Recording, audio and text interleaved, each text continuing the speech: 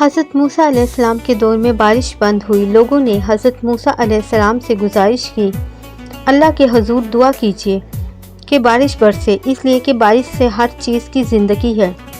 حضرت موسیٰ علیہ السلام نے سب لوگوں کو جمع کیا اور اللہ کے حضور سوال کیا۔ اللہ تعالیٰ نے فرمایا، موسیٰ اس وقت تک بارش نہیں ہوگی جب تک آپ اپنی اس مجلس سے اس آدمی کو نہیں نکالیں گے جو 40 سال سے ایک گناہ میں مصروف و مشغول ہے۔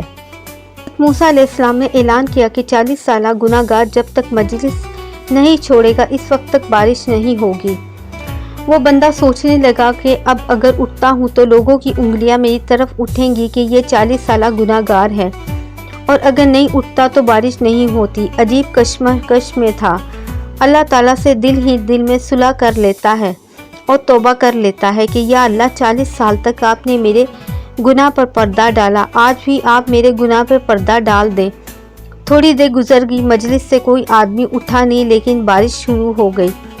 حضرت موسیٰ علیہ السلام نے اللہ تعالیٰ سے عرض کی، یا اللہ یہ کیا ماجرا ہے؟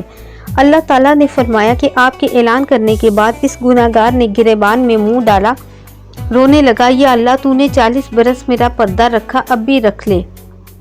یا اللہ اب میری توبہ ہے اور میں نادم ہوں۔ اس نے اخلاص کے ساتھ توبہ کر لی تو میں نے اس کو بخش دیا، کیونکہ اللہ بخشنے کے لیے بہانہ تلاش کرتے ہیں۔